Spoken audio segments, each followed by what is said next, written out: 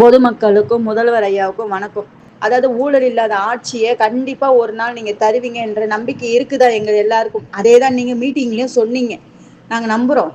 அதாவது சிட்டி சைட்ல எல்லாம் கரெக்டா வீடு கட்டுறதுக்கு சிஎம்டி அப்ரூவ்டு கட்டிட அனுமதிப்படி கட்டுறாங்க. ஆனா குன்றத்தூர்னா இப்படிதான் இருக்கும். குன்றத்தூர் 14 அடி டிஸ்பிளே இருந்தாலும் நாங்க விட மாட்டோம், 7 டிஸ்பிளே இருந்தாலும் நாங்க விட மாட்டோம், ரோட்டை ஆக்கிரமிச்சுதான் கட்டுவோம்னு கட்டுறாங்க. சரி, அவங்க கிட்ட எங்களால சண்டை போட முடியாதுதான். நாங்க அரசாங்கத்திட்ட மனு அனுப்புறோம், கீழே இருந்து மேல் மட்டம் வரைக்கும். ஒரு ஆட்சியர் அம்மா நினைச்சா உடனே வந்து அதுக்கு ஒரு நடவடிக்கை எடுக்கலாம். ஆனா அந்த அம்மா கிட்ட எங்க மனு போகுதா போகலையான்னு எங்களுக்கு தெரியல. இது வரைக்கும் ஆரம்பத்துல இருந்து கட்டிடங்கள் மீது நிறைய கட்டிடம் நான் கொடுத்துருக்கேன். சரி, அது வந்து முறைமன்றம் வரைக்கும் போயிருக்கேன். முறைமன்றமும் பாத்தீங்கன்னா இப்ப இருக்கிற ஜட்ஜி ஐயா பாத்தீங்கன்னா அவங்களும் நகராட்சி பக்கமா தான் தீர்ப்பு கொடுக்குறாங்க. அதாவது யார் மேல நம்ம வந்து புகார் கொடுக்குறதோ அதை திருடங்கையில சாவி கொடுக்குற கதை, அந்த மாதிரி தீர்ப்பு வருது இப்பெல்லாம். இப்போ ஒரு கட்டிடம் குன்றத்தூர்ல கட்டின்னு இருக்கிறாங்க. ஆரம்பத்துல சொன்ன ஒரு வருஷத்துக்கு முன்னாடி முறைமன்றத்திலையும் புகார் கொடுத்து அந்த கட்டிடம் 14 அடி டிஸ்பிளேய ஆக்கிரமிச்சு இப்போ கட்டினே தான் இருக்கிறாங்க. முதலமைச்சர் ஐயா, சரி குன்றத்தூர்ல இப்படிதான் இருக்குது, புகார்லாம் கொடுத்தாலும் இப்படிதான் இருக்குது, நம்ம நேரடியா சிஎம்டி துறைக்கு போலான்ட்டு நாங்க போனா அங்க ஒரு அதிர்ச்சி. அதாவது இந்த குன்றத்தூர் சவுத்துக்கே பாத்தீங்கன்னா அசிஸ்டன்ட் பிளானர் ஒருத்தர் இருக்கிறாங்க, அவர்கிட்ட தான் புகார்லாம் போமா. அது என்னன்னு பாத்தீங்கன்னா இதே தெருவுல இங்க இருக்கிறவரு எஸ் கிருபாகரன் என்று அந்த சாரு தான் பாத்தீங்கன்னா இங்க உள்ள புகார் எல்லாம் விசாரிச்சு மேல்துறைக்கு அனுப்புவாராம், அசிஸ்டன்ட் பிளானரா. இதுல என்ன கொடுமைன்னா அவர் வீட்டு மேலேயே நான் போன வருஷம் வந்து புகார் கொடுத்தேன். யார் இன்னாருன்னா எனக்கு வந்து தெரியலையா, தப்பு நடக்குது, கட்டிடம் சரியில்லை அப்படின்னு நான் புகார் கொடுக்குறேன். இன்னும் பார்த்தீங்கன்னா அந்த புகாரில் அவர் பேர் கூட எனக்கு தெரியாதுன்னா அந்த ஆர்டர்லேயே வந்துக்குது. நான் அங்கே போன பிறகுதான் இவர் எஸ் கிருபாகரனும் தெரியும், இவர் இந்த சவுத்துக்கு பார்த்தீங்கன்னா இவர் தான் அந்த புகாரெல்லாம் வாங்குறவர்னு தெரியும்.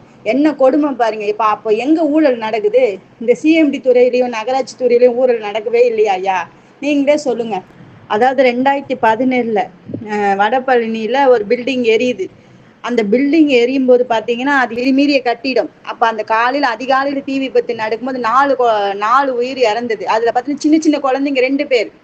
அதெல்லாம் பார்க்கும்போது எனக்கு அவ்வளோ கஷ்டமா இருந்தது. அந்த விபத்தெல்லாம் நான் பார்க்கும் போதெல்லாம் அந்த மாதிரி இன்னொன்று நடக்கக்கூடாது, அந்த மாதிரி எதுவுமே நடக்கக்கூடாது அப்படின்னு நான் பார்க்குறேன். கண்டி எனக்கு இதுல ஒன்றும் கிடையாது. இவங்க கட்டுற பில்டிங் அதோட மேலே இருக்குது. 1600 சதுர அடி தரைத்தளத்தோட போட்டிங்கன்னா 5 தளம் வரும்.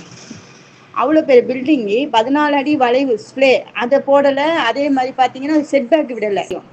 எங்களுக்கு அந்த 14 அடி ரோடு வந்து எனக்கும் தான், பொதுமக்கள் அனைவருக்கும் தான். அவங்க ஒருத்தருக்காக அந்த 14 அடி ஸ்பிளே வந்து அவங்க ஆக்கிரமிச்சதுக்காக கிடையாது ஐயா. எல்லா துறையிலும் அரசு துறையில நீங்க அரசு அதிகாரிகளை மாற்ற மாதிரி எல்லா நகராட்சி துறையிலும் கொஞ்சம் மாத்துங்க ஐயா. 2025ஆம் ஆண்டு உச்ச நீதிமன்றம் தீர்ப்பு ஒன்று தந்துக்கிறாங்க. அந்த தீர்ப்பு படி செயல்படணும் அப்படின்ட்டு அனைத்து அரசு துறைக்கும் சரி நகராட்சி துறைக்கும் சரி எல்லா துறைக்கும் அந்த ஆர்டர் கொடுத்துருக்காங்க. அந்த ஆர்டர்ல பாத்தீங்கன்னா தற்போது கட்டுற விதிமீறிய கட்டிடம் மீது கருணையே காட்டக்கூடாது, உடனே அப்புறப்படுத்தணும் அப்படின்னு சொல்லிதான் அந்த தீர்ப்பு இருக்குது. ஏன் இந்த தீர்ப்பு நகராட்சி ஆணையர் மேடம்க்கு தெரியாத? தெரியும். இதே மெட்ரோ கிராண்ட் சிட்டில பாத்தீங்கன்னா ஒரு காவலர் வீட்டுல 2025ஆம் ஆண்டு தீ விபத்து நடந்தது. அதை வந்து நான் புகார் கொடுத்தேன். எதுக்குன்னா அது எதனால நடந்தது இன்ன வரைக்கும் அது தெரியல. அதை வந்து புகார் கொடுத்ததுனால என் மேலதான் வந்து வீடு வந்து சண்டையை போட்டாங்க. அது மேலே புகார் கொடுத்துருக்கேன். இதே மெட்ரோ கிராண்ட் சிட்டில தான் தீ விபத்து நடந்தது. அதே தான் நான் சொல்றேன். இவ்வளவு பெரிய கட்டிடத்துல தீ விபத்து நடந்தா பொதுமக்களுக்கு என்ன பாதுகாப்பு ஐயா? மெயினா பாத்தீங்கன்னா இந்த ஊர்ல பாத்தீங்கன்னா சிஎம்டி துறை மற்றும் அரசு துறையில இருக்கிறவங்க தான் விதி மீறி கட்டிடம் கட்டுறாங்க. அதாவது வண்டி வாகனம் ஒரு சைக்கிள் கூட உள்ள விடாத மாதிரி வீடுங்களை கட்டின்னு வராங்க. அது எத்தனை ஃப்ளோர்னா 3 ஃப்ளோருக்கு மேல ஒரு துளி கூட செட்பேக் விடாம கட்டிட்டு வராங்க ஐயா. அதாவது கீழே கடையெல்லாம் கட்டி விடுறாங்க, மேல வீடும் கட்டி விடுறாங்க. இதுல என்னன்னா வாடகை பாத்தீங்கன்னா 8000 10,000 மாசத்துக்கு பாத்தீங்கன்னா 1,00,000க்கு மேல வருது வாடகை. வேணாம் இல்ல, வாங்கிக்கோங்க. ஆனா ரோட்டை ஆக்கிரமிச்சு நீங்க எப்படி உங்க சுய லாபத்துக்காக நீங்க வந்து வாடகை விடுவீங்கன்னு எனக்கு புரியல ஐயா. காரு பைக் எல்லாமே வெளியே விட்டுட்டு வாடகை மட்டும் வாங்கி இவங்க சுய லாபத்துக்கு அரசாங்க துறையில வேலை செய்யறவங்க மட்டுமே இந்த மாதிரி செஞ்சுட்டு வராங்க. எதிர்த்து கேள்வி கேட்டா அவங்க அரசாங்க துறையில இருக்கிறாங்களே, என் மனு நவர மாட்டேது ஐயா. முதல்வர் ஐயா, அதாவது ஒரு ஆபத்து வந்து கட்டிடம் எரிஞ்சோ ஏதோ ஒன்று ஆயிடுச்சுன்னா உடனே பார்த்தீங்கன்னா கட்சிக்காரங்களும் சரி எதிர்த்து கட்சிக்காரங்களும் சரி உடனே இந்த உயிரிழந்தவனுக்கு இத்தனை லட்சம் கொடுங்க அத்தனை லட்சம் கொடுங்க. நான் யார் அப்போ ஆட்சி இருக்கிறாங்களோ அவங்க கிட்ட தான் சொல்லுவாங்க. இதுல என்னன்னா கட்டிடம் கட்டின்னு இருக்கிற போதே அது தப்புன்னு சொல்லும் போது அதை நிறுத்த மாட்டாங்க. பணம் பேராசை கொண்ட மனிதருங்க வாடகை விட்டோம் அதை விற்கிறதுக்கு தான் இருக்கிறாங்க. கண்டி ரூல்ஸ் படி எதுவுமே செய்யறது கிடையாது. இதுல என்னன்னா நகராட்சி துறையில இருக்கிற ஆணையர் தான் முக்கியமா அவங்களுக்கு துணையாவே இருக்கிறாங்க. அப்புறம் பாத்தீங்கன்னா சிஎம்டி துறை, இது சிஎம்டி ரேரா என்னும் போது அதோட ரூல்ஸ் படி இத்தனை அடுக்குமாடி தான் கட்டணும்னு இருக்கும்.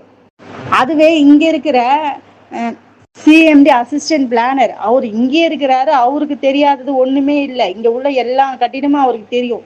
தெரிஞ்சோ நாங்க கொடுக்குற புகார் வந்து இவ்வளவு நாளா ஏன் அங்க போகலன்னா இவர் தான் வந்து அதை தடுத்து இருக்கிறார். அதனால ஆணையரம்மா மேலையும் சரி இந்த கிருபாகரன் சார் அசிஸ்டன்ட் பிளான் இவர் மேலே துறை ரீதியான நடவடிக்கை எடுக்கணும் ஐயா. ஐயா, வடபழனி தீ விபத்து போல் மறுபடியும் ஒரு கோர விபத்து எந்த காலத்திலும் நடக்கக்கூடாது என்றும் மற்றும் இந்த விதிமீறிய கட்டிடம் மீது உடனே நடவடிக்கை எடுக்க வேண்டும் என்றும் ரோட்டை ஆக்கிரமித்துள்ள அனைத்தையும் மீட்டு எடுக்க வேண்டும் என்றும் மிகவும் தாழ்மையுடன் கேட்டுக்கொள்கிறேன் ஐயா.